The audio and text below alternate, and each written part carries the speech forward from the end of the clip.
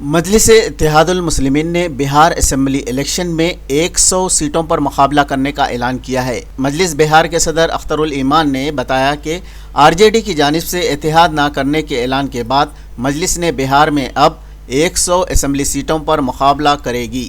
اختر الایمان نے یہ بھی اعلان کیا کہ مجلس تیسرے محاذ کی تشکیل کے لیے کوشش بھی کرے گی۔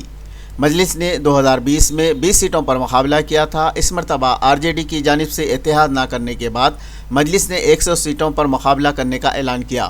مجلس نے 2020 کے الیکشن میں 20 سیٹوں پر مقابلہ کیا تھا۔ 20 میں سے 5 سیٹوں پر مجلس کامیاب ہوئی تھی اور 5 مجلس کے ایم ایل ایز میں سے 4 M L As R J D میں شامل ہو گئے تھے۔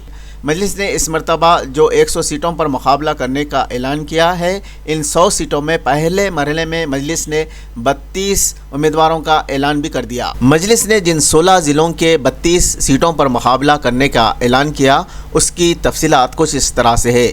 مجلس کٹیہار ضلع سے 5 سیٹوں پر مقابلہ کرے گی، کشن گنج ضلع سے 4 سیٹوں پر، دربھنگہ میں 4 سیٹوں پر، پورنیہ میں 3 سیٹوں پر، ارریہ ضلع میں 2 سیٹوں پر، گیا میں 2 سیٹوں پر، موتیہاری ضلع میں 2 سیٹوں پر، بھاگلپور میں 2 سیٹوں پر، مدھوبنی میں 1 سیٹ پر، جموئی ضلع میں 1 سیٹ پر، سیوان میں 1 سیٹ پر، سمستی پور میں 1 سیٹ پر، نواڈا میں 1 سیٹ پر، ویشالی میں 1 سیٹ پر اور گوپال گنج میں مجلس 1 سیٹ پر مقابلہ کرے گی۔ اس طرح مجلس نے 16 ضلعوں میں 32 سیٹوں پر مقابلہ کرنے کا اعلان کیا ہے۔